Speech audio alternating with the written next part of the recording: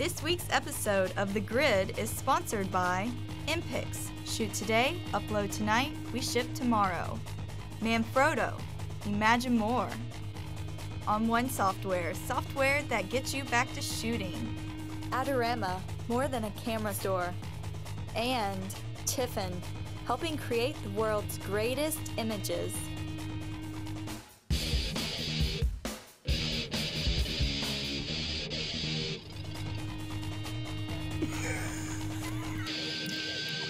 Hey everybody, and welcome to another live episode of The Grid. We are broadcasting live from our headquarters here in Tampa, Florida, where it's a balmy 72 degrees, but that's not really balmy, but that I love using that word.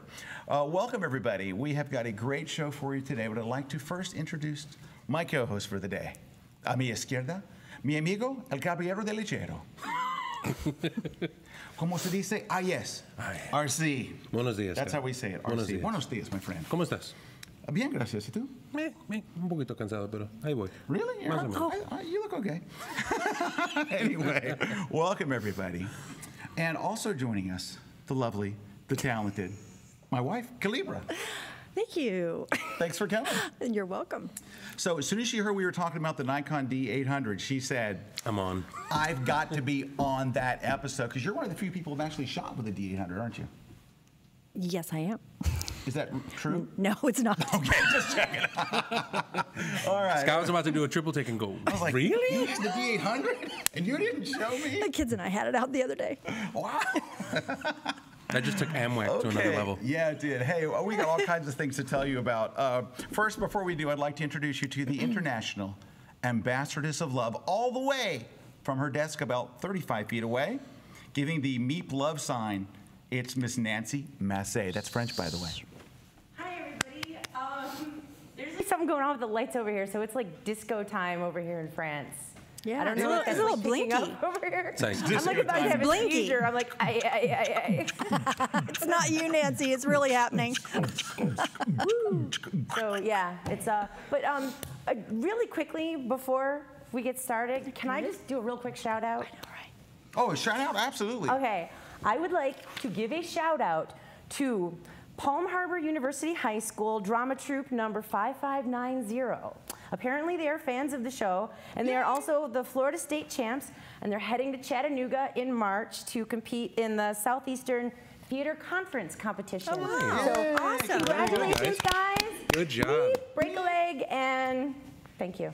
All right. Good job. So, RC, do you have anybody you want to shout out to today? I'd like to be able to send a special shout out to my friend Al.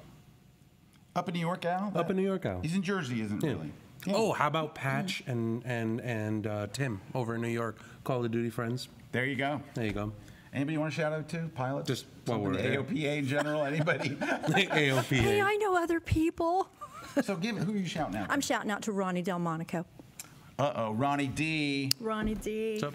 All right, I'll shout out and Lynn Hughes. to my buddy Max. So there we go. And not Max, our son's friend. I was going to say, Max, the guy that plays with us, Call of the Duty. other guy, our intern here. I really didn't think the other one. that Hey, it was him. Okay. we have giveaways and stuff. I just want to mention before we go, because somehow we have to pay for this show. I'm doing my Light It, Shoot It, Retouch It tour coming up in Dallas, Texas on the 21st, and then on to Phoenix on the 22nd. Back to back. That's right, live. So I hope you guys will come and check it You've out. also got other spots. I think you're going over to Atlanta. Atlanta, And I think you're Tampa. actually here in Tampa. I'm here in our So I hometown, think the it's pretty Tampa cool. Theater. Or else we're going to do it at the Tampa Theater instead of the Convention Center. That's going to be cool. cool. I love That's the gonna Tampa be cool. Theater. That'll be You've good. got a really cool HDR shot of the Tampa Theater, don't you? Yeah, it was a couple weeks ago. Well, no, a couple months ago. I kind of went out and I shot a couple pictures on. I went in there and it was really, really cool because I went in there with this like little tiny camera, and whenever I shoot something, I always put on like my best Columbo. Like I'm always very, very like, hey, can I just take a picture? Can I just want to use this thing? And they're like, oh, little camera, go right ahead. And it was like the Leica M9, so it was like 18 megapixels. It was huge, and I got some really, really nice shots. I'm not going to ask any more questions. Hey, I want to tell you. I'll just drink. I thought RC would say, yeah. I'll just drink my Red Bull. I said, dude, you got a great RC. Yeah. And then I thought he would catch a pose. Okay, here we go. All right. Okay, now I know how it's supposed to go at least. All right, let's try this. Sup, Hey, Scott? Let's try it again. Hey, RC, how is it? You have an HDR picture of the Tampa Theater, don't you? Can you tell us about how you got it? Okay, hey. Photoshop World's coming up, and we're actually going to give away a full conference pass today on the show, Nancy. Unexpected prize. So show Nancy says she's blinking. She's blinking. Nancy's blinking. You know what? Get I swear, if we don't pay out. the electric bill, they're going to all go out. The gods are mad at this. Yeah, okay. So we're going to give away a full conference pass. There are 10 days left to get the early bird discount. So you save $100 if you sign up immediately. So go to PhotoshopWorld.com and do it. Hey, I want to mention for people who haven't been to Photoshop World or have been there before, we got some really cool new people there this year. We've got people literally like Lindsay Adler, as we learned last week. That worked out really well. Joel Grimes, Douglas Saunders, Glenn Dewis, Gregory Heisler, Calvin Hollywood. The concert pre-con is back. And we have Dave Black, Jack Davis is back. So we've got a lot of great new things. So we hope you will join us. We're giving away copies of my seminar tickets. So you can go to Dallas or Phoenix, your choice. We are going to give away the full conference. I mean, we're giving so much stuff away. We're giving away the eye stabilizer. Do you have an eye stabilizer? I do. Do you really? No. Okay, anyway. I have one. I'll share mine with you. I have a really nice one. So anyway, I have this exact one, in fact. So anyway, we're giving one of these away. It is a tripod for your iPhone. You know, anybody that is as serious about iPhoneography as you are, you should have one of these. In fact, we're not going to give this away. Here, keep this one. Thank you. And 'Cause what we are going to I give think away, I though, could we use have this. 3 copies of Joe McNally's brand new book, Sketching the Light. Have you read this? That is a great It's book. a great book. Have you read it? No. Okay. Anyway, it's a wonderful book. It's beefy. It's got a lot of stuff in here. It's inspiration, but there's a lot of training and stuff. Very, very good book. Highly, highly recommended. Go check it out. It's brand new from Joe. We're gonna have 3 of them here to give away on the show. That's, I think, plenty, really. Let's see what else. Hey, go pre-order my new book. My digital photography volume 4 is literally at press. Part 4 is at press. That was Yeah, it right there. It just showed up on screen for a second. It's at press. You can pre-order it now. They have it at Barnes & Noble. They have it at Amazon. They have it wherever. Part 4 versus Volume 4. There's a bit of a conversation about what it was. There's a lot of the time when people were taking a look at the book, they would see Part 1 or Volume 1. They would go, all right, well, this is just kind of like a redo of some of the stuff that was happening before. Right. Yeah. But you cover a whole bunch of different things. It's almost kind of like you sat around and you said, all right, well, that part is done. I've got some more ideas. And then you put those ideas into a second book. Yeah, they're completely different books. In fact, the 4th book, I made darn sure there wasn't a single thing in the one that just went to press that was in any of the other books. So don't start with Volume 4. Bad. Start with Volume 1. It really only works if you spend a ton of money on my books. Okay, anyway, no, I'm just kidding. Totally kidding. Hey, at the end of the show, if we have time, we're going to have intimate questions with RC and Scott. I don't know if we're going to have time because we have so much to cover today. Also, stop what you're doing and go over to my blog and at least open the page. You can read it whenever. Jake Peterson, Moose Peterson's son, wrote a blog post on my guest blog today. And he is such a talented kid. I think he's 22 or 23. He's 22. And great photography. Boy, is he a chip off his dad's block. He's got wildlife photography, aviation photography, the stories he tells and the way he told it. What a bright young man. What a great career he's going to have. So very honored to have him on the blog today. If you get a chance, go to scottkelby.com. Today's guest blogger. Now, this is Wednesday. This is being broadcast live. If you see it any other day, go back to Wednesday's post this week. Just terrific. A great, great read. Nancy wants to say something. I just wanted to say something really quickly as we're talking about prizes, because everyone is, how do we enter? How do we enter? So just so you guys can watch the show and pay attention, all the prizes will take place at the end of the show. That's not true because I've already won one. Well, except for one of them, which is So there. that one's off the list. So That was an early prize giveaway. All right. Hey, just real quickly, before we get into the meat of the show, because we have a great topic today. And our topic is, let me see, I had to write it down. I want to make sure I say it right. It was how to tell if you suck at photography. So, could I just say something? Because I was actually on my way in, and Scott calls me, and he says, "Hey, honey, we're going to have the show where we're going to talk about how you know if you suck as a photographer. Would you like to be on it?" And so I kind of feel like that unsuspecting guest on Jerry Springer. I'm a little nervous. I have the results right here, Kalebra. Well, we've done some Do you surveys. suck or do you not suck? I'm a little nervous. Quick pan to This your is face. really about me. And now we're going to bring out her photography teacher, Yeah, please. her professor from college. Okay, no. I just want to be sure. No, that's not Okay, why. good. But she had the funniest. What did you say in your Google Plus post today? You said something. Something to that effect. I'm a little concerned. Should I be concerned that they asked me to be on the day? How do you know if you're I was you like, suck at photography? sure, honey. Yeah, I'll be on. I do have to say that one of the things that I think is really cool about you coming on and talking about these things is that we're photographers. Like we sit around and we talk about all this kind of stuff, and you do photography, but you don't necessarily see yourself like in the same space. Like you tend Well, to that's because you I'm tend to be an totally not. artist, right? But you do a lot of art, and I think that sometimes like you look at things from out here. When sometimes a lot of the times, like we fuss in the details. We spend a lot of time talking we're about like in the this. menus We're talking and about stuff. this, and we're like, oh, did you hear about this? Did you hear about this? And so when you come in and you go, you don't know what it looks like to everybody else. This is kind of what it looks like to everybody else. And I think Oh, that's a thank you. good point. A different perspective. I get that. So it's not about me, right? No, the show is not about you. The show is about Dave Clayton. Honey. just Let's get to the Dave Clayton part. Okay. Dave Clayton's fine. So, hey, I want to talk real briefly about the Nikon D800. It was introduced yesterday, and I just want to say a couple of quick things about it. And I know that you've got a few things that you got to shoot with it. A couple of things that I want to say. First off, I think it freaked a lot of people out that were expecting that the D800 would carry on like to be the next version of the D700. Right. The D700 was basically a stripped down D3. Right. So everybody expected that when the D800 came out, it would be a stripped down D4, right? Yep. It's not. It's an entirely Surprise. different different camera. Surprise! Happy camera. So I just wanted to put that out there. Number two is it's 36.3 megapixels, which that's more than your iPhone.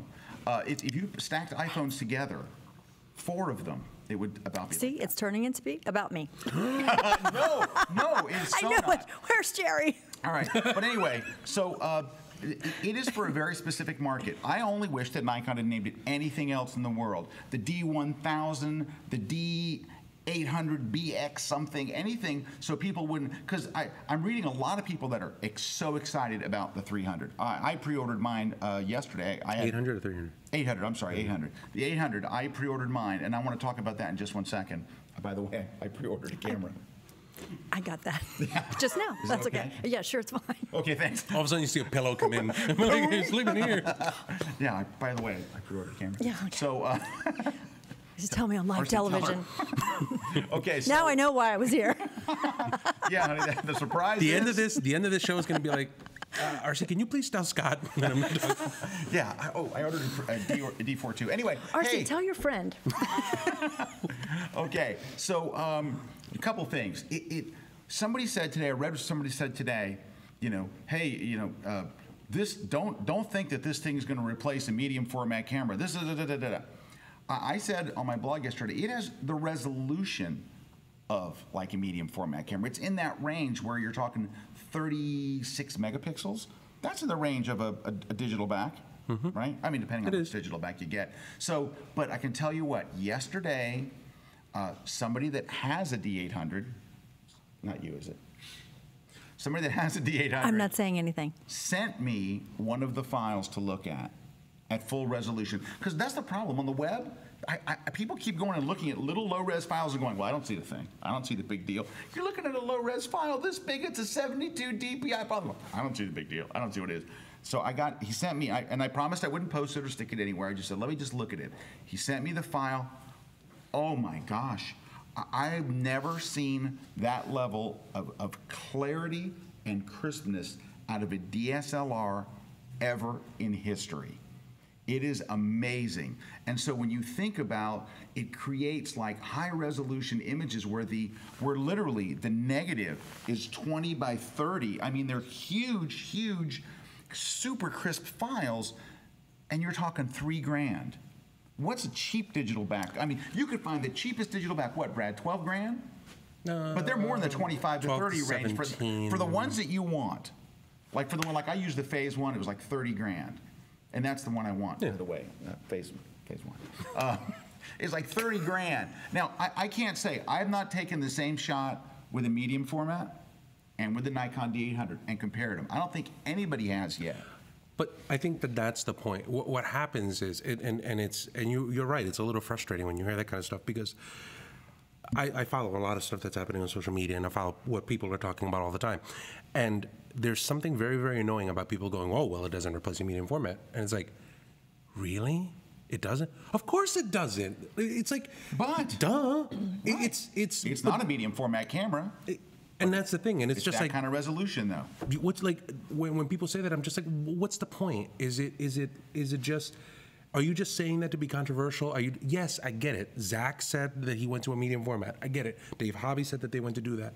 But if you read those two posts, and I think that a lot of the genesis comes from those two posts, if you read what these people actually said about this, the quality was one of a ton of different things that they talked about to be competitive in a medium format space.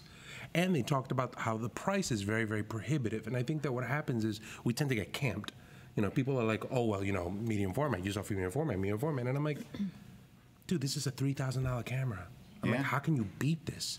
I mean, the size on it is great. And size per dollar, if you just look at it like that, I mean, it's an amazing time for you to be able to put out a good camera. Yeah, there we go. So I'm not saying it's a medium format camera. I'm not saying it replaces a medium format. What I'm saying is at that megapixel range, at 36.3 megapixels, it's similar to the resolution of a medium format camera. I can tell you from the one photo I've seen, it was unbelievably sharp. I've never seen an image that size at that sharpness ever from a DSLR that wasn't a medium format. Exactly. That's all I'm saying. Hey, also, I've seen so many people saying this, and so please, everybody, you can stop saying this. It's not the camera, it's the person holding it. Duh. Oh my God, if one more person says that, they keep running. I say that a lot. Yeah, but can I tell you something? This is the truth, and you guys know it, Here's the thing, is part of the fun of photography, anybody raise your hand if I'm wrong here, is the gear. Yes. It is absolutely fun. Now, it's not just photography. Part of the fun of golf is the gear. You pick up Golf Magazine and there's, this ball is for drives, this ball's for putting, this is the soft ball. I mean, every kind of, you have a million kind of putters. I go to Golfsmith, this giant place packed full of golfers, and it's fun. Cooking. It's a cooking. You got, how about anything, art and stuff. And so let me say this thing. We all know that it is the photographer that makes the shot. We all know that Jay Maisel, with a block of wood and a piece of glass, can create a better shot than any of us will ever do. But it's still fun. So let us enjoy that. You don't have to keep reminding us, oh, it's 36 megapixel doesn't make you a good photographer. We know, we get it. You can stop saying that. Everybody in the world can stop jumping in every time we talk about a piece of equipment and go, that's not what makes you a good photographer. We get it. I hate the fact that it comes off as shame. Yeah. That's the part, because it's like you talk about it, you're like, oh my God, this is amazing. And they're like, you know, gear is good, but vision is better. And I was like, you know what? What do you want? Here's a ribbon. Got it. It's still cool. You know what? You can go and pick up a magazine. If you're a Mustang enthusiast, if you're a Harley Davidson motorcycle enthusiast, go pick up a magazine. What's it full of? Gear. And at the end of the day, you can say, yeah, but the person that wins the race is the talented race driver. Really? Yeah, as a pilot, I can relate to that. Now, what does it look we like have as a few pilot? gadgets. What does it look Look like at as a all the pilot? gadgets that pilots have. You guys are, your stuff's in. And it sounds like with your shopping list, I can, there's a few gadgets I want. Well, now here's once the thing. you've got the Garmin G1000, you don't need anything else. Are there things? The dang plane flies itself. Are there things as a pilot that you can, like in that industry, like if you think of like doohickeys and doodads and things that you carry? Well, that's what we call them too. That's what they call them. And doodads. Are there things that you can use as a pilot that has absolutely nothing to do with you putting your hands on whatever it is that flies a plane? Well, like, are there things that you have in a bag, like a water bottle that's better than this, or a compass that's better than this? Oh, yeah, we're all about our gear bag, too, by the way. Oh, the gear bag. The gear bag is is, just like and you never, photographers. that I've been through, I don't know how many gear bags, just because, I think the next one's going to be better than the last one. Let me tell you how bad it is. My son went to school today with his books in a flight bag. We have so many flight bags at the house that my son can't even take. You don't have a backpack? Here, take this. It's a flight bag. It's different situations. You need a different bag, But part of the it's fun. the same thing, isn't it? It's part of the fun. You Oh, went absolutely. to the trade show up in Connecticut. Of course, even when I don't need anything, you know, I still look at the Sporties catalog, and then all of a sudden there is something I need. Yeah, Sporties. That's a good boy. If you ever want to get Kalebra a present, because I know what to get her all the time, a Sporties gift certificate is it. So for those of you who are buying Kalebra presents, And Valentine's Day is just treat around the people on corner. Facebook. No, just kidding. Hey, coming up next. Nothing says Valentine's Day like a Sporties catalog. This is a very uncomfortable moment right now. Anybody who's buying something for her on That's what I'm Valentine's getting you Day. now for Valentine's Day. The Sporty catalog and a $25 gift certificate, which, by the way, for photographers, buys you nothing. I mean, for pilots, will buy you absolutely nothing. Yeah, not a whole There's nothing in the world. $100 gift, so you might as well throw it in the garbage. Yeah. It buys nothing for a plane. All right, we're going to take a short break. When we come back, how to tell if you suck at photography. And if you're wondering if it's you, it's you. Oh, great. When we come back, we'll be looking at some photographers' work and telling them they suck. Don't go away. We'll be right back.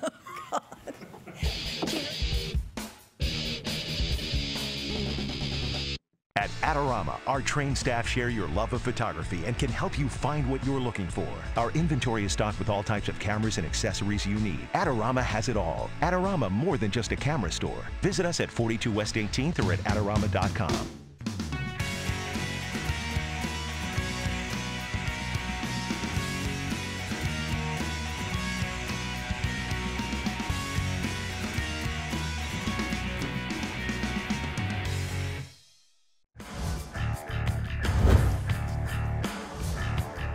My name's Tim Wallace. I work as a commercial photographer. I'm based in the UK.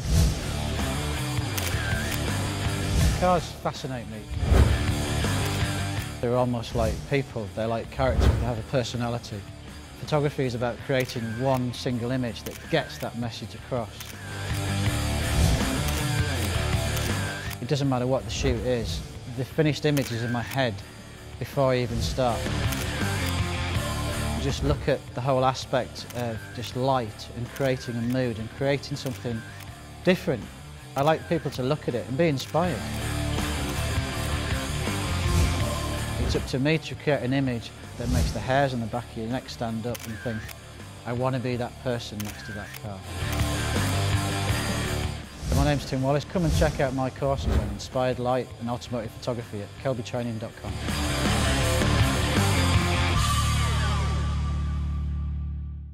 Hi everybody, I'm David Zeiser. Hey, we have one great Kelby training video coming your way, and this time it's going to be on couples. What I'm trying to bring to this video is find the great locations to get some great photographs of your couples, how you can put great lighting on your couples, and then also how you can get great expressions. I can guarantee that you're going to love it. Join me on this Kelby training video, Shooting Couples.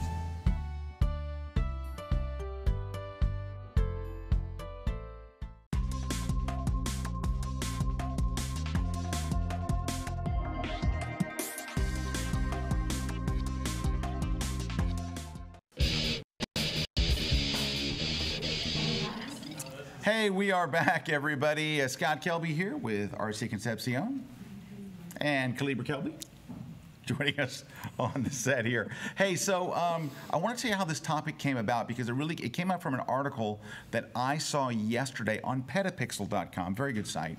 And you're going to be shocked to hear this at home, but our teleprompter is out. I know that's surprising because we've had such good luck with our teleprompter over the years. Look, I kid you not, it's sideways. Yeah. 2. It just says the number 2. Okay, and that's how I feel about it. It works like number 2. So anyway, so luckily they give us this printout because they know in advance there's no way the teleprompter is going to make it through a show. So the article is from photographer Kenneth, and I think it's Jarek?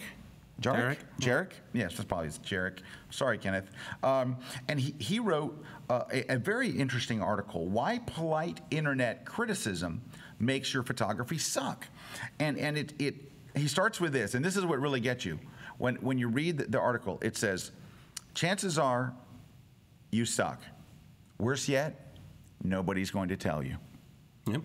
And what he basically says, I'm going to read a little bit for you, but what he basically says is this. the internet, and in particular places like Flickr and Facebook and things, have gotten to the point where you put up a photo, and I don't care what it is, people will line up to tell you, oh my God, it's brilliant, it's incredible. I've actually, no kidding, put up gag photos where I actually shot I was in the end zone of a football game, and the receiver's catching the ball in the air. They actually, the goalpost is between me and them, and I put it up as a joke, and people are going, wow, this is great, good perspective. And I'm like, but they were serious. There's the jokers, and then there was people that, were like, I don't know how you capture the action. And I'm like, anyway, but here's the thing. So what he's saying is basically this, and this happens, you see this happen on American Idol so often. Now, of course, people go on American Idol and they purposely are terrible.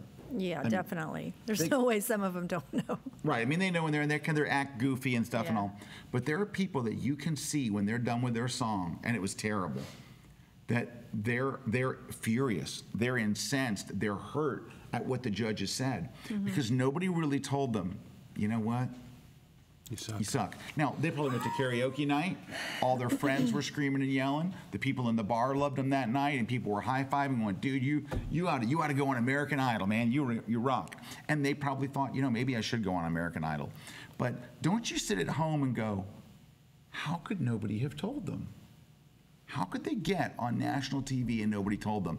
And so what this guy's point is, and it's very good. I'm kind of read a little bit to you. Sure, Actually, go ahead and read it for me. All right, so it says, worst, nobody's going to tell you. In the past, because the internet made us equal, your friends, the ones that you actually met in person, would let you know when your pictures didn't quite cut it. Most of the time, they wouldn't even have to say anything. You'd know it yourself as soon as you showed them. Of course, plenty of times would publicly bust your chops, but that was a different time, before we all became polite. Back when respect was something that was earned and not a right of birth. And I think that is a very, very good point when you deal with most of that stuff. But we'll get back to that. Do you know the feeling, the one that you show in your images to someone and you get that picture, the one that looks perfectly acceptable moments before, but as soon as you show it, you're filled with regret? Yeah, I hate that feeling. There are plenty of things photography-wise that I'm not very good at. I'm not great at creating images, but I'm pretty good at finding them. I'm terrible at self-promoting, marketing, business stuff makes me squirm. Yet I'm a decent journalist, travel well, and strangers often accept me into their lives. Okay, can I stop right there? Sure. I went to this guy's website. Did you see his site? This guy is a very good photographer. He shoots in a very photojournalistic style. He's been all over the world. He's been to China. He's been to Syria. He had a great set of images from Syria. This guy writing this is being incredibly humble. He is a very, very talented photographer. And that's one of the first things I do anytime when someone says anything good or bad, especially if they say something bad, I immediately want to go look at their photographs and see, is this someone that opinion matters? This guy's opinion, this guy knows photography. Now here's some parts that I thought that were really good. This isn't like teaching a child to read. He's talking about photography. Positive reinforcement is your enemy. Your Facebook friends, your Twitter followers hate you. Instead of taking 10 seconds to say this doesn't work, you need to do better. They readily push that like button because it's easy, and they hope to get the same from you. And also because they're cowards. They're afraid of the internet mob. No one wants to get on the wrong side of a mob, so it's easier to play nice. Go along, and to get along seems to be the secret to a happy online life. So everybody's just kind of generally complacent about most of that stuff. Yeah, plus one, like. It's good. Actually, just on a shameful plug, yesterday I wrote a blog post on my blog called Social Noise, and I talked a little bit about frictionless sharing and the entire concept of frictionless sharing, where at the end of the day, when you're looking at something and you take a look at a picture, if you just go click plus one, the amount of effort that it took for you to be able to do that is, it's a press of a button. Okay. Like if you go to Facebook, you can log into Facebook right now and you can see the following 10 people have a birthday today. You can type in happy birthday, copy it, paste, hit push, and everybody has it. So what's happened to the actual act of saying to somebody happy birthday? It's diminished. People wake up, they see 65 happy birthdays, and it's as if they really hadn't seen any. And that's kind of what's happening with most of this stuff, is people just blindly press these things, and your appreciation of it, all of a sudden, in order for you to truly appreciate it, has to be magnified, it has to be intensified. You have to have 3,000 of them in order for them to matter. Right. So I want to tell you a real quick story that happened to me at a workshop. I was at a workshop up north, and I was one of the students. I paid to go to the workshop. It was a particular kind of photography I really wanted to learn about. Really had a great time. It was a food photography workshop. And we all get there, and the instructor in the class, I thought, did a really, really brilliant thing. He started the class by sitting with each student, looking at their work, and just so he kind of knew where everybody was. Now, he let all of us see. He didn't really critique anybody's work. He pretty much, like the first guy got up there and he opened his stuff, and I'm sitting like, there's maybe 12 people in the class. I'm sitting back and I'm like, oh, that guy's pretty good. You know, you'd see some shots, you're like, oh, this guy's pretty good. Well, there was one woman in the class who had felt that she had actually invented the art of food photography. She came in, you know, who's the guy? Was it Rip Taylor who would come in the room with confetti, throw it in the air? She came in the room like that, like, I'm here now, everybody can calm down. Like, I know that we have an instructor, but really, focus over here. So she comes in, and I'm thinking, man, when she's gonna, because she was like shooting for some big website, and she was shooting literally food every single day. I'm in 5 different restaurants in New York. I'm doing this, and she's going on. I'm thinking, this woman is gonna be unbelievable. So I go through, and some people were better than others, but everybody could shoot. I mean, I was even like, holy cow, these people are, you know, they're pretty good at this. Hers get up, and she opens the first image. And first off, she has to apologize for 10 minutes. Well, I didn't really know we were going to show our portfolios. I didn't really have anything prepared. So she goes, so she's, while everybody else is looking, she's over there preparing hers. So she finally gets hers done. We open it up. The first image comes up on screen, and the whole class is like this. Then the next one. And the next one. And finally, the instructor says, are you using Flash? And she's like, well, yeah. And he goes, how many flashes are you using? No, it was, but he made some kind of comment like, and he hadn't really critiqued anybody else's because everything was, I mean, there were varying degrees of all pretty good. I mean, there was nobody that was really a bad food shooter, but she was horrible. I mean, really, really bad. She was one that he really should have stepped aside and said, you know what? I don't know if this class is for you. And at that moment, you would think, well, that's not fair. She's there to learn like everybody else. But she hijacked the class and basically was telling everybody else how to shoot. Why is that person? Well, because there's always going to be delusional people. But going back to what you were saying earlier, I don't think it's necessarily, I mean, I think I see it a little bit differently than you guys do, because I think the way the conversation is headed is that you're making the commenters responsible for the delusional acts of some of these photographers. Well, that's what his article was kind of about. Well, you're influenced by the commenters, like everybody says you're great. But so what you have to do is as the photographer, you have to kind of have a reality check with yourself, because I mean, you know, really, I don't know that I want everybody coming by, especially my page, and judging my photos on the artistic effort that I put into them. Not all of them are qualified, for one, in the case of you guys. Not everybody that stops by your page is qualified to tell you, to critique your photo. Exactly. How many people on Facebook that are going to come by a photographer's page are other qualified photographers? Well, exactly. So, you know, they're going to try and say something nice, or they're going to be supportive, and then maybe they don't say something nice, and then you go see that they really shouldn't be making those sort of comments about people. Well, see, that's I think what his point was, is that we're basically going by the crowd. And you know what? If you put up a picture of a lighthouse, I don't care if it's the crappiest picture of a lighthouse ever, you'll get 50 likes on Facebook. If you put up a picture of a cat, I don't care if it's an awful picture of your cat. And by the way, if you ever put up a picture of your cat, you suck. Okay, but anyway, but babies.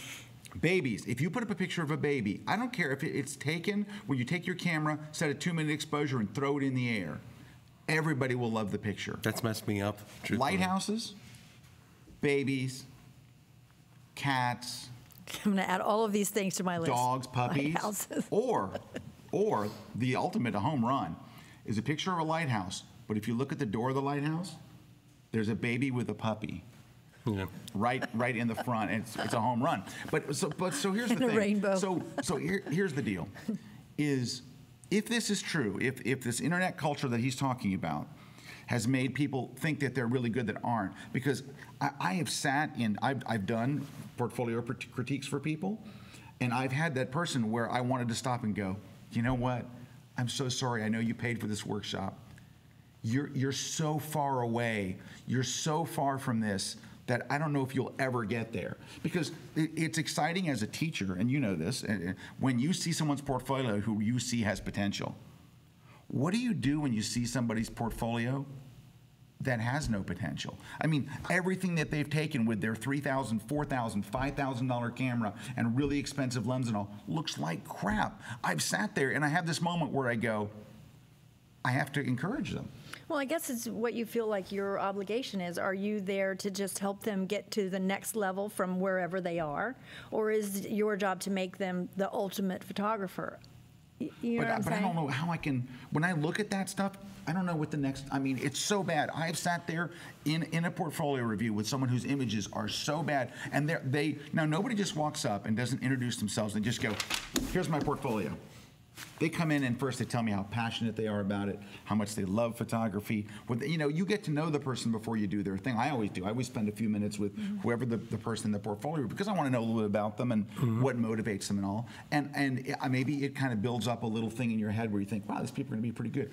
Honey, I'm swearing to you, I've opened up these things, and I don't want you to feel bad because I'm not calling you honey. Honey, when I call him, okay, he's sweetie. He's sweetie. Oh, God. So, I should stop by here more often. So I look at their images, and it's so bad, I don't even know what to tell them. It's like, it literally is if then they go, I shot this with a Canon Mark IV, a 1DS Mark IV, and they're all this kind of stuff, and they're at a workshop and the whole 9 yards, and it's staggeringly bad. But it's not in me to do this. But I'm going to tell you what I think you should do here, but I don't feel like I can go, you know what? Seriously, sell your gear. Because here's the thing. This person, they're at a portfolio review, so they're serious about their photography. But everybody should be able to do photography. Whether you're good or not should not stop you from taking photographs. Yes. If it makes you happy, if you enjoy it. But if you're at a portfolio review, I think you really want this person to help you. Sometimes what they need to tell you is what this guy's telling you, nobody's telling you. I think sometimes they're there because they think you're going to say they're great. They're going to be discovered, or Yeah. And the problem is everybody can tell that story where, oh well, the so and so is a big star now, and all they talk about is how everybody told them they were never going to make it, because there's always that story they can say. It doesn't matter if you tell me I suck, because one day I'm going to be great. I mean, just like American Idol used that, when they tell them, what are you thinking? What are you doing? They're like, I'll be back. I'll show you. Hey, has anyone out in the history of American Idol believe you anyway. that ever slammed the door and ran out and said, I'll show them, has ever shown them? What about that guy, Pants on the Ground? What the song, Pants on the Ground? But I think one of the biggest things that messes all of this stuff up, and it's almost kind of like this sense of entitlement when you're dealing with all of this stuff, is I think that people confuse the immediacy of the technology with the immediacy of the craft.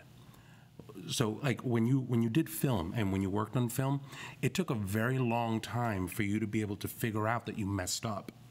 You'd have to go through your role, you have to go develop, you have to send out, you have to bring it back. Sometimes it was days, you have to do that stuff. It took a very, very long time. You sent it to a good lab. Yeah, I mean, and it's just like you try to figure it out, and the process for you to be able to get from point A to point B on an exposure thing took a very long time. Right. Now we can figure this stuff out in a matter of seconds. Yeah, you take a bad picture, instantly. Right. It's very, And what happens is, I think that as artists, we want to be good. We want to work with these kinds of things. And because the technology is immediate, we feel that our mastery of that technology is going to be immediate as well. And what happens is they show up and they go, look, this is what I was able to do. And when you turn around and you tell them, look, just because you can expose this doesn't mean that it's going to be any good. It's properly exposed. It doesn't mean it's a good picture. It just means that you're at you're at step 2 of a 100-step process. Yeah. And what happens is people get ticked off because they go, but I thought that I was. Well, you have to understand that there's nothing wrong. And this is what he talked about, which I thought was really cool, because he said there's nothing wrong with not being any good at photography. Everybody started out bad, and none of us does all aspects of it well. So it's the first thing of understanding, I think, is to turn around and be able to understand that you're going to suck, and that's fine.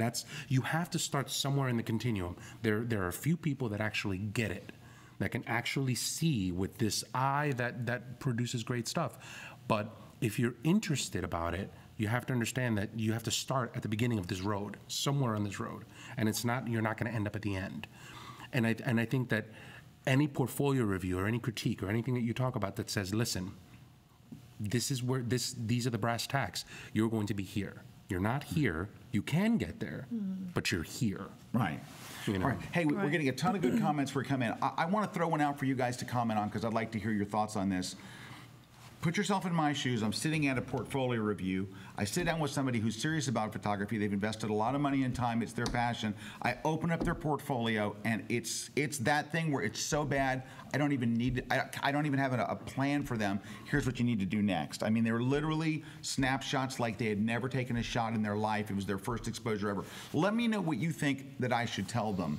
Because I can tell you what I have been telling them. I've been trying to encourage them. You need to look at other photographers' work. You know, you see, I would do all the things that I could tell them to do. But tell me if you think that I'm doing them a disservice, which is kind of what this is about. Am I doing them a disservice by encouraging them, or should somebody that they went to a portfolio review be the one to tell them? But I want to talk about what the cure for this is in a minute. Not until we get your comments. Monty LaMontagne says, trust me, I already know that suck at photography. Okay, Monty. Monty, you know, here's the problem with Monty. He can draw anything that he wants. So if he can't take a great shot, it doesn't matter. He can draw better than any of us can photograph. Andrew says, you can tell if you suck at photography if your printer says no charge or if your mom laughs at your shot. Moose says, if you suck at 18 megapixels, you're suck twice as much at 36 megapixels. Shui photographer says, or SWE photographer, could be like Southwest East photographer. Swedish photographer. Nice try, Brad. Nice one. Good. If you suck at photography, you probably don't know it. If someone except your mom says you're good, you probably know how to take a decent picture. If not, you're probably annoying. You're the annoying person who posts pictures everywhere and says, look how good I am, while everybody else thinks, oh my God, shoot this person. Johnny Panic, I used to suck at photography, but then I found Kelby training. Johnny, I love you, man. Mark Coons, how do you get away from peer review and find professional reviews? We're going to talk about that in just a minute. Greg Carey, it is now politically incorrect to tell people they suck. You know what? That's kind of the and that's kind of the problem. Like the but video it's not that we everybody's saw, job to tell people they suck. And that's the thing that I thought was really cool. Like what happens is. You go like Saturday Night Live, there was that episode about you can do anything, right? So everybody goes out there and you can just go out and just tell everybody you're an artist. And no one's really, really frank about what your actual skill is. So that's one side of it. But the other side of it is that for some reason we believe that there's this need for everybody to tell everybody. Like if I post a picture, there's this need for people to go, it's awesome, it isn't awesome, it's good, it's not good. It's good. Like a lot of the times, you don't necessarily need to do that. And I keep using that cookie analogy. You know, when you look at Google+, the button says share. It doesn't say submit for review. Like when I post a picture up, I'm not asking you what you think about it. I appreciate if you like it. And I can appreciate it if you don't, but I'm not asking you for it. And I think that's what happens. Like, if you were standing with a tray of cookies out in the street, and you were going, do you want a cookie? Well, you're not asking for it, but you should expect it if you put it out there and there's a place to put comments. I mean, people are going to comment. I mean, that's what the internet has done, what social media sites, everybody has opinion on everything. And if you put something up where people are allowed to comment, they're going to, and they're going to say all kinds of things. But can't we share it? I mean, because it's the internet was supposed to be for sharing. We're going to share the things that we're doing in our lives. But it doesn't become sharing. It's no longer, here's where RC was yesterday, or look at this beautiful shot he took at sunset. Now it's, what's wrong with my shot that I took at? Well, no, that's not right either. But you also don't want to put it up there and then it's like cricket, cricket, cricket. I mean, if nobody ever said anything, I don't think you'd enjoy. I know I would. I'm not a photographer. I don't put my photos up there to be photographically critiqued. You know, they're usually about a story or something that happened to me or whatever. Right. But, you know, if I just kept sharing and no one ever said anything back, well, that wouldn't be fun either. So I don't know. I mean, there's obviously got to be a balance here. And that's the problem that I have. Like I share as a photographer, and there's probably somebody sitting there and going, but I share too. I just share opinion. And it's like, well, do you cut that person down? Do you not? Well, I don't know what the right answer first is thing, for that. everybody that writes, so someone, Carol Pham writes, or Pham writes, I'm sorry, Carolyn. I don't know how you pronounce her last name, but she is awesome, by the way. But didn't Carolyn, you have shout out to Carolyn. another episode about not writing negative comments unless the photographer asks for the critique? We did. We talked about that at length. And I really think, and this is just me personally, that's the way it should be. You know, Matt Klaskowski had a couple of photos that he wanted in his portfolio, and he didn't know which one to go with. And he said, hey, guys, you know, which one should I go with? And everybody said, A, you know. And that's really helpful. You know what I use Google Plus for? Google Plus is a great way. Like right now, I did this motocross shoot, and I put up 2 sets of images. In Google Plus, you can actually go and click on your album, and it will show just the photos in that album, and it will show you the number of people that commented on a photo and the number of people that +1'd it. You can see in short order like a trend. Like everybody likes this photo. It got 35 +1s versus 6 +1s versus 2 +1s. And you can, sometimes you'll think, wow, I can't believe that my favorite photo didn't resonate with everybody else. But Right, this one is everybody loves because it was a motocross shot jumping over a lighthouse. Yeah, I mean, if you're No, but anyway, but it's, into a rainbow. but can we show that on screen? Do we have? Can you get to that? Can anybody back in the studio get to? If you go to my Google Plus, Scott G Plus, Scott the letter G plus.com, and I'll show you what I mean when you see the numbers. And the numbers can really be helpful because I want to pick one of these for my sports port, but I'm kind of looking at the numbers there to see, you know, which way is everybody leaning. And see, and then you look at that, and then I turn around, and the part that I wrestle with is if you look at the numbers and everything steers you in this one direction with a number, and then the next picture steers you in this direction, and it's almost kind of that's why you like have you're to look at the teaching to album. the test. Well, but that's why you have to look at the album. Like if you put up 8 or 10 photos, right, and they're all in the same album, and the 5th photo in has 22 pluses, you know, and your favorite has 3, you have to think, maybe I'm, you know what I mean? Maybe. I think it depends on maybe what you're using those photos for. If you're, you know, want to put together a motocross book and everybody seems to be liking this type of photography, then that could be really helpful, you know, in that situation. But, you know, not everybody posting pictures, you know, are at the level that you guys are at. You know what I'm saying? There's a lot of people out there that are like, you know, they're even more at a beginning stage than you were at your beginning stage. You know what you sound like? A photographer's wife. Thank you, sweetheart. You're being very kind, but No. okay. So look. So here's the page. All right, and you see how they have a number in there. So, let's say. So Brad just wrote it. This is you, Brad, talking here. Brad says, "Is your portfolio a collection of your favorite images or the images everyone else likes best?" Well, that's why I said it depends on what you're asking the question for. Anyway, but you saw how it throws numbers up there, and I think that's kind of handy. I want to read some more of your comments. You want to go ahead and grab a couple of these?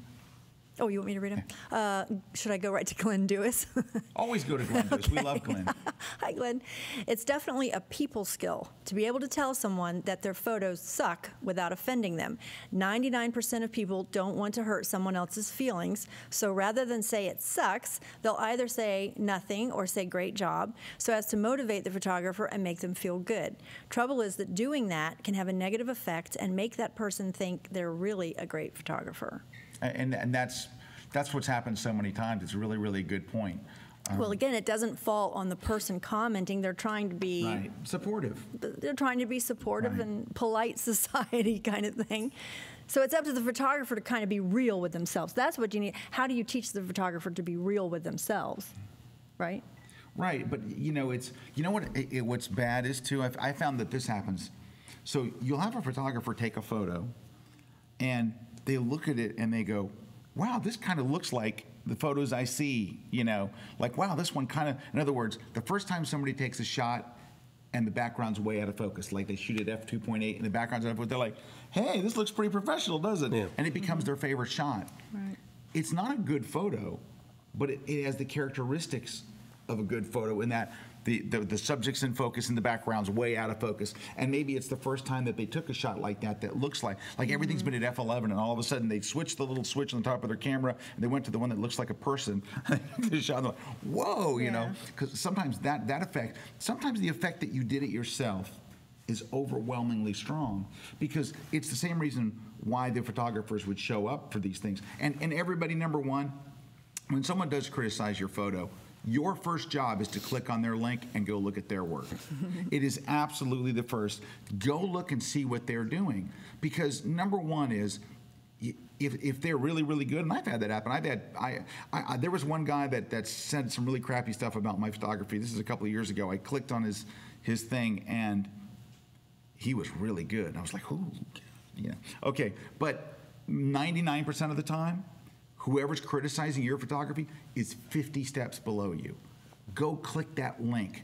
So if you're putting up images that you're serious about, not pictures of your cat, just go look. You will be amazed at the person that is clicking at you. Doesn't have any kind of, I mean, they're horrible. They're just ghastly.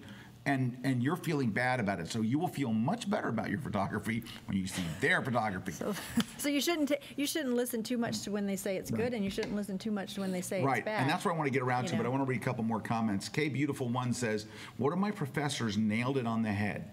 She stated to first state what works in your photography or design, then state what doesn't work and why. Just don't say it isn't working, but not have an explanation as to why. Well, you may not know it first, but if you thought about it long enough. Percentage-wise, however, most of the criticism I see sucks more than the actual photography. They might not like something, they're right, but they don't know how to legitimately critique. Okay, so here's what I would put out to you guys is this, is if you're sitting there wondering, I wonder if I do suck, right? And if you're wondering that, that's not a good sign, I can tell you, right? But you know what it is? You need to find a professional to critique your work and really tell you the truth. And what I would do when I hired this professional, you can find professionals all day long online. You know who'll do? The guy I took the workshop from, Lou Manna, up in New York City, one of the best food photographers anywhere. Lou does one-on-one portfolio reviews. A lot of big-name photographers will do one-on-one. They love doing one-on-one portfolio reviews because it is a great opportunity for them to really help. I've had a number of portfolio reviews, some of which were just devastating. Every one that I've ever had, I think, made me better. Every one that I ever, and I would have people look at shots in my portfolio and go, this doesn't belong here. I'm like, but that's my favorite. That's Maggie the Wonder Dog. No. Hey. No, I'm just kidding. That's got to come out. So that's, I think the secret is, how do you know if you suck at photography? You have to stop listening to your friends. You have to stop listening to Facebook. You have to stop listening to Flickr. You've invested so much money on lenses, on equipment, on your time, on everything else. Spend $100 and find out if you suck. Okay, number one, you got it. Well, I'm going to tell you what to do. Number one, we got to take a quick break. When we come back, I'm going to give you a couple of things to do when you get your critique. So stick around. We'll be right back. Don't go away. We have a whole lot more.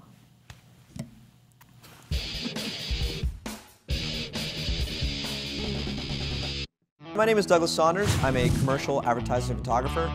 I may be Washington, D.C. based, but I take my assignments all over the world. We have a product, it's an iPad case, and I'll be showing you how to put together an entire ad shoot from pre-production to actual photo shoot to my post-production retouching process.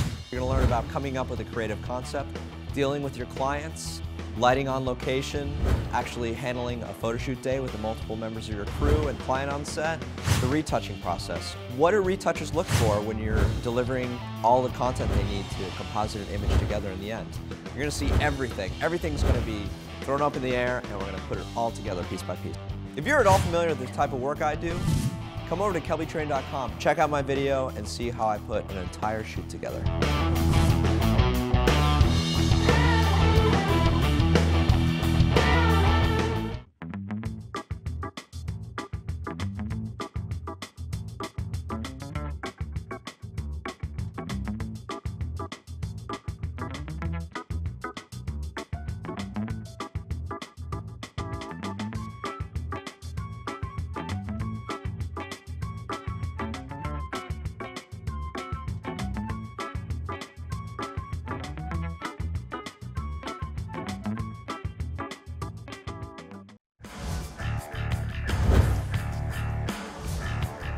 My name's Tim Wallace. I work as a commercial photographer. I'm based in the UK. Cars fascinate me. They're almost like people. They're like characters. They have a personality. Photography is about creating one single image that gets that message across. It doesn't matter what the shoot is. The finished image is in my head before I even start. Just look at the whole aspect of just light and creating a mood and creating something different. I like people to look at it and be inspired. It's up to me to create an image that makes the hairs on the back of your neck stand up and think, I want to be that person next to that car. So my name's Tim Wallace. Come and check out my courses on inspired light and automotive photography at kelbytraining.com.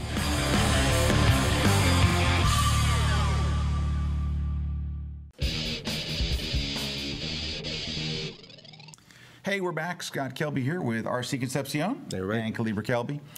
Kalebra was just saying something actually to Brad on the break. She says she's talking to Brad, and I said, "Don't say that to Brad. Say that to everyone." Actually told me, don't talk to Brad. Don't talk to Brad. Don't talk to Brad at all. He's bad. He's a bad seed.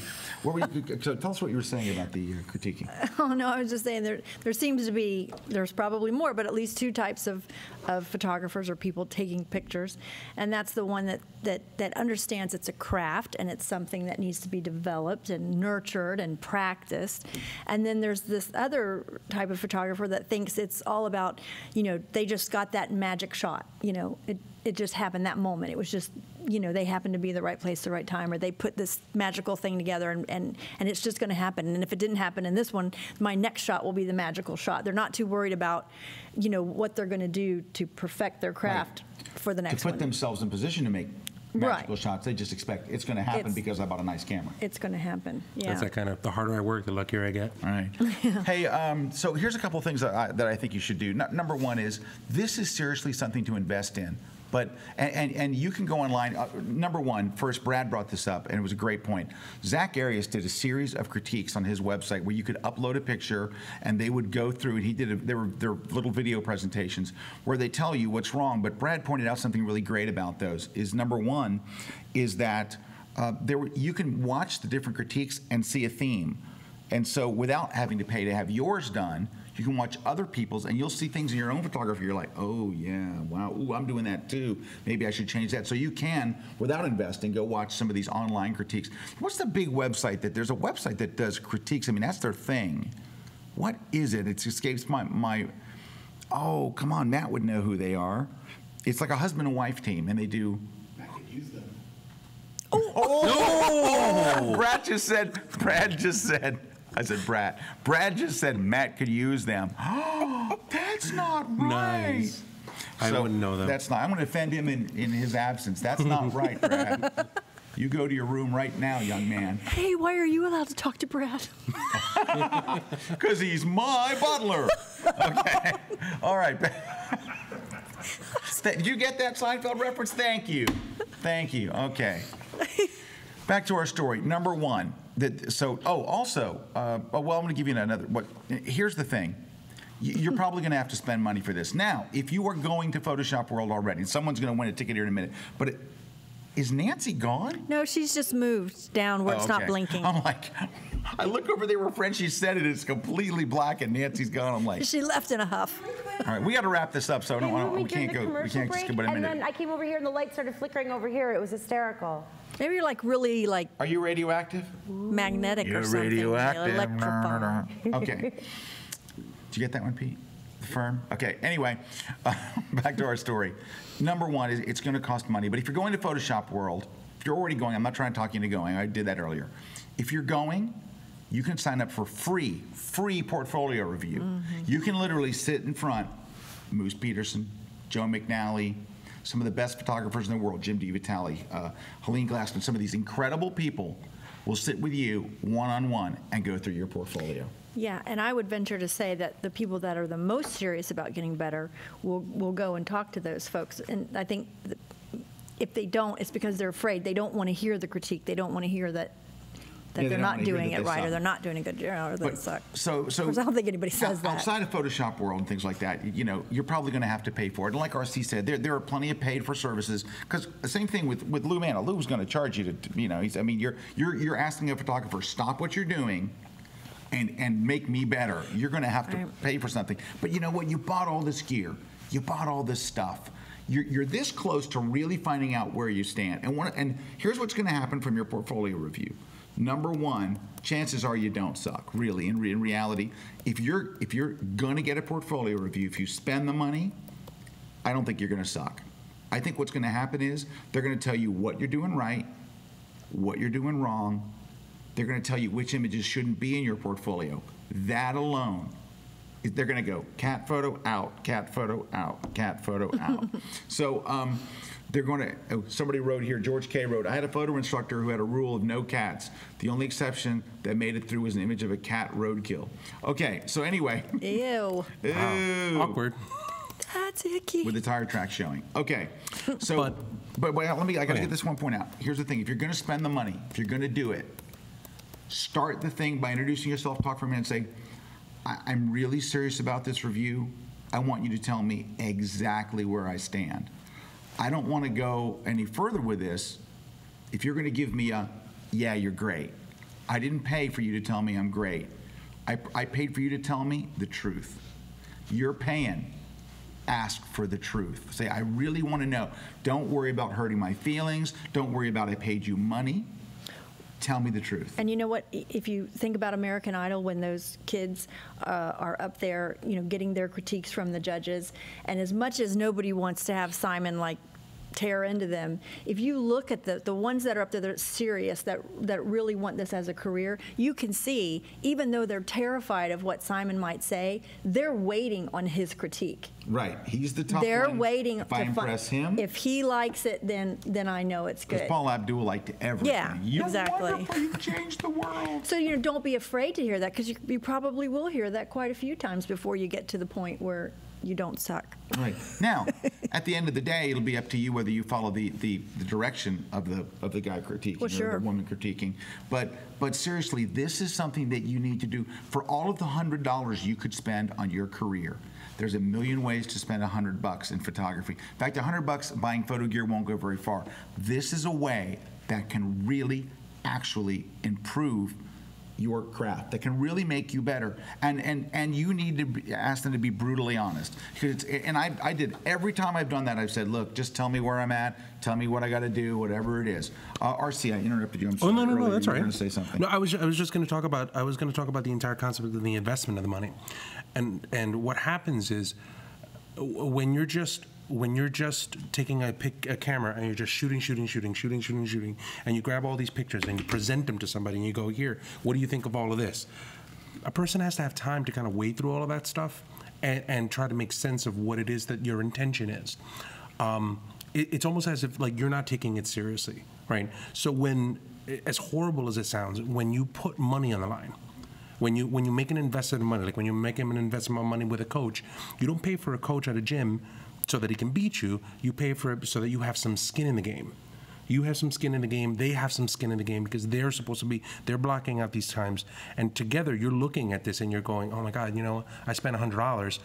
I've got to actually step up to this and I've got to work with this. And I think that what that does is it narrows all of that just, you know, shoot, here's this big jumble and bring it to you. And it makes you step back and go, if I'm going to do this seriously, which is my tip to you, is when you find somebody that you're going to talk to about this stuff, you're going to have to step back and look at your own work and go, rather than submit all of this noise, I'm only going to focus on this. And narrow everything down to as tight as you possibly can. You have to absolutely fall in love with that image and put it on your portfolio and show up with 20 of them and don't show up with 200 of them. Right. When you do that, you're beginning to practice. You know, you're exercising of being a good editor. And that's a key thing. Now, the crappy part about that is that when you do that, that means that you're so invested in these shots that when they tell you that they suck, right, it's gonna hurt. And that part you just need to know. It sucks to hear it, but it's the best medicine that you're gonna get. So. Hey, we got to go. Our director says we're over with. Hey, first off, we didn't get to talk about our sponsor, and that's the most important part of any show, because without it, there is no show. That's right. It would look like Nancy's desk over there blinking in the dark. So thank you to MPix. If you are a photographer, go to mpix.com. They are amazing. They are an online photo lab. If you just drag and drop your images from your desktop onto their page, it uploads to them. If you get it there by 11 in the morning, they have it to you the very, very next day, printed. They make huge prints. You can do 20 by 30s. They can do mounting, framing, glass. Our house is full of MPix stuff, isn't it? Yeah, we have MPix stuff all over the place because they do such a great job. Please go check them out at mpix.com. And if you just want to support the show, don't actually get your printing done there. Just send them a bunch of money. Just send them checks, send whatever. I'm sure that they'll cash it. It's easy. You can talk about the quality of MPix, but it's really just like the quality is wonderful, but the time. That's the part that surprised me. It's just the time. Like I sit there and I go, I gotta get some work done. Yeah, you boom, love boom, to boom, print. boom, boom, boom, and then all of a sudden boxes show up, and I'm like, these look really. I did nothing, and this is a person. I live in a printer. I'm like, I love it. So it's a great secret weapon when you're working. Also, they'll ship to your clients without putting their name on the box. They'll send you drop ship a box so it looks like it really came from you, even though it didn't. Anyway, so mpix.com, go check them out. Hey, I want to read a couple last ones. We're just going to read them. We're not going to be able to talk about them real quick. PyroNick17, you know you suck at photography when you don't listen to your critics or willing to learn and grow as a photographer. Hey. Well said. Andrew, critique doesn't mean criticize. It has to be done with some intelligence. Exactly. Tim, so posting pictures of Maggie the Wonder Dog is fine then? Yes. Yes, absolutely. Dan Mac Photos, I'd rather have one person tell me what's wrong with my image than 1,000 people tell me it's great. See, Dan, I'm exactly the opposite. I'd rather not have anybody tell me what's wrong. I'd rather have 1,000 people tell me it's great. Dave Clayton, my 500px is empty. I suck, and I'm a self-confessed sucky photographer. But as a model, he's amazing. It's true, Dave. You're beautiful. So, Dave, we didn't want to tell you this. We say this to the end of the show. This show is about you. No, I'm totally kidding. We love you, Dave. Okay. Hey, thanks to everybody for Frenchie. Yes. We got some giveaways, and we got to go. Yeah. Meredith's getting antsy. You know what I'm going to do? I'm going to leave the live blog up and running so we can still wrap up the show. Everyone who is a trusted commenter, don't bother entering because you're not going to win anyway. I'm not going to pick you.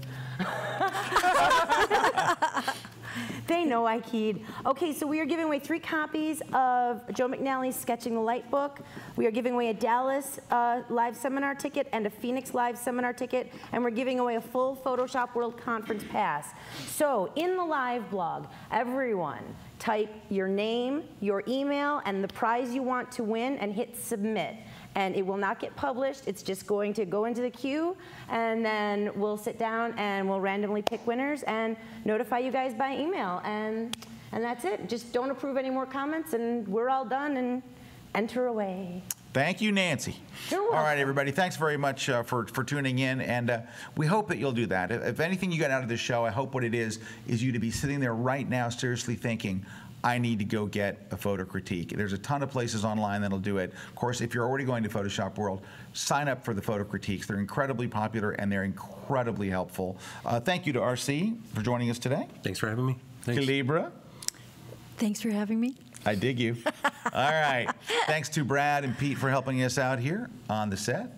And as always, Meredith, Juan, Jen in the control room. Brad, I'm talking to you. I'm talking to you. Don't talk to Brad. Sorry. Because he's my butler. Take care, everybody. We'll see you next week right here on The Grid. Bye-bye now. Bye-bye. This week's episode of The Grid is sponsored by MPix. Shoot today, upload tonight, we ship tomorrow. Manfrotto. Imagine more. On One Software that gets you back to shooting. Adorama, more than a camera store. And Tiffin, helping create the world's greatest images.